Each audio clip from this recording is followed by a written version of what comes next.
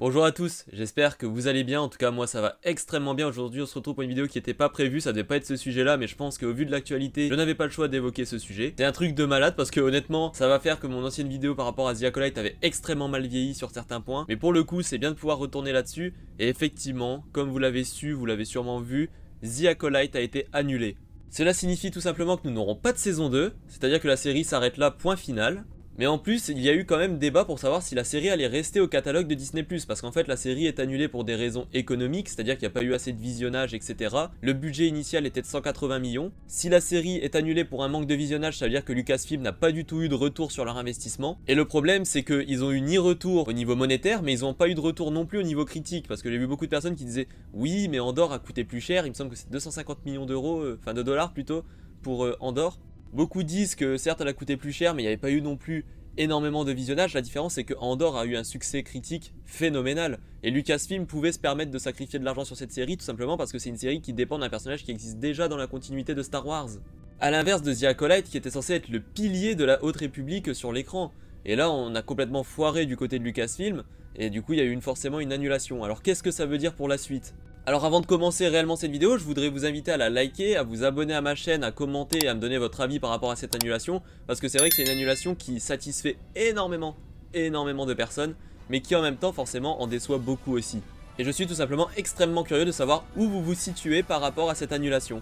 Et d'ailleurs je tiens aussi à saluer et à féliciter Lucasfilm qui encore une fois nous a gratifié d'un timing exceptionnel puisqu'ils ont annulé la série le jour de l'anniversaire de Manny Jacinto qui joue Kimir. Super le cadeau d'anniversaire. Enfin bref, trêve de plaisanterie, moi qu'est-ce que j'en pense personnellement? Je pense que c'est compliqué. C'est extrêmement compliqué parce que là on se met dans une position où Lucasfilm a montré une faiblesse, tout simplement. C'est la première série Star Wars qui est annulée, donc ça va faire forcément un peu jaser, ça va faire beaucoup de bruit. Parce que Lucasfilm avait déjà eu des petits échecs de série, exemple Boba Fett, mais la série The Book of Boba Fett était prévue si bien pour une saison, c'était une mini-série, donc de toute façon, il n'y avait pas vraiment d'annulation ni de prolongation ou quoi que ce soit, elle devait juste faire la transition entre la saison 2 et la saison 3 de The Mandalorian. Mais là où c'est compliqué je trouve, c'est que Lucasfilm va faire une croix presque sur tout ce qui a été fait dans The Acolyte et ça je trouve ça dommage. Comme je l'avais expliqué dans la vidéo précédente que beaucoup d'entre vous ont vu, ce que je trouve dommage, c'est que la série était complètement inégale, mais il y avait quand même des bonnes choses, et il y a des choses qui étaient bonnes à garder. Exemple, le personnage de Kimir. J'espère vraiment que c'est pas la fin de ce personnage.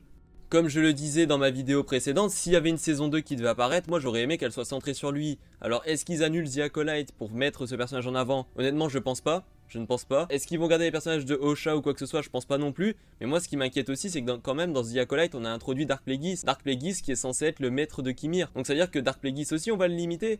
Dans le sens où on va pas le mettre dans une série annexe. Vu que si on le met dans une série annexe, on va se retrouver avec Kimir, Osha, etc. On sera obligé de revenir à The Acolyte à un moment donné. Enfin bref, j'ai l'impression que là, Lucasfilm s'est complètement compliqué la vie. Mais d'un autre côté, comme je l'ai dit, c'est pas étonnant, malheureusement. Je sais que beaucoup sont déçus et beaucoup le sont pas. Ça, c'est totalement libre de droit et libre d'opinion pour chacun. Mais ce qu'il faut aussi se dire, c'est que pour Lucasfilm, le fait d'avoir fait ça, ça va envoyer un message fort. Parce que Lucasfilm, qu'est-ce qu'ils vont se dire maintenant? Ils vont se dire, on a été au-delà de la saga Skywalker et de la temporalité, on a tenté quelque chose de tout nouveau.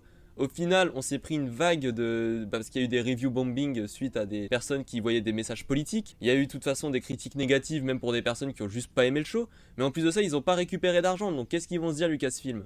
Ils vont tout simplement se consacrer sur des créations qui seront encore dans la timeline des Skywalker.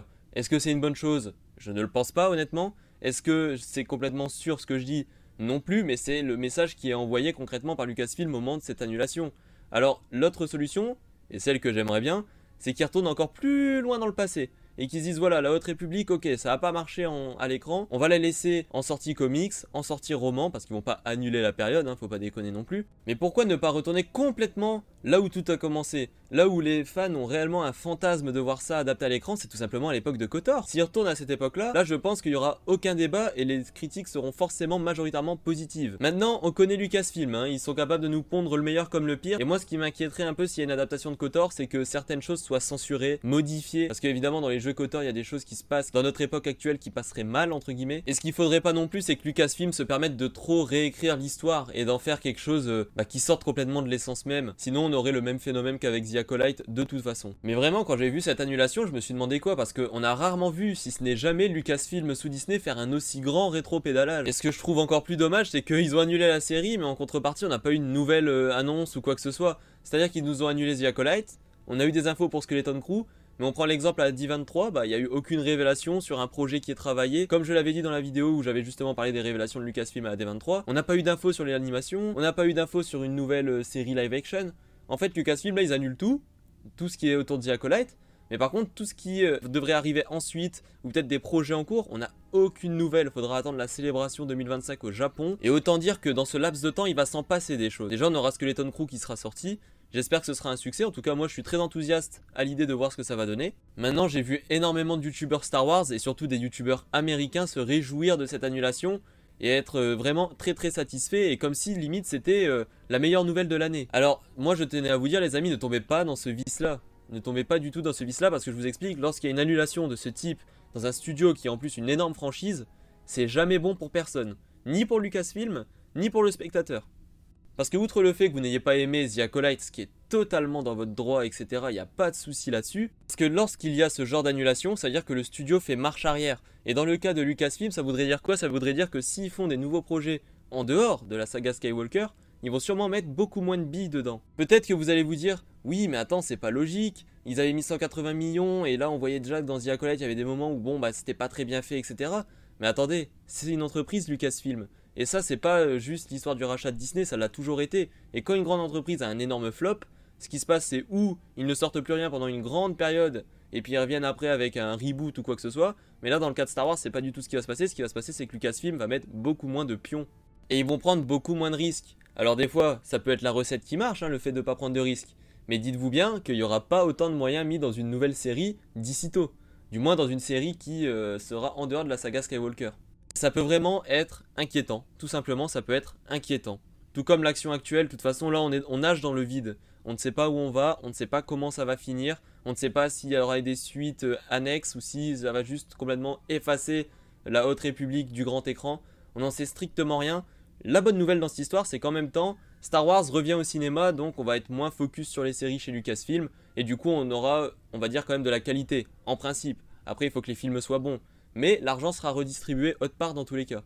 Et pour ceux qui sont déçus, c'est pareil, ne tombez pas dans l'extrême. C'est-à-dire qu'il y a beaucoup de youtubeurs, je ne vais pas citer les noms, mais j'en ai vu énormément sur les TikTok ou même sur YouTube, commencer à vous dire oui, mais attendez, ça a été annulé, ça veut dire qu'on va plus recruter tel type de personnes, on va mettre moins la diversité en avant, ou quoi que ce soit. Enfin, ne tombez pas dans cette vice.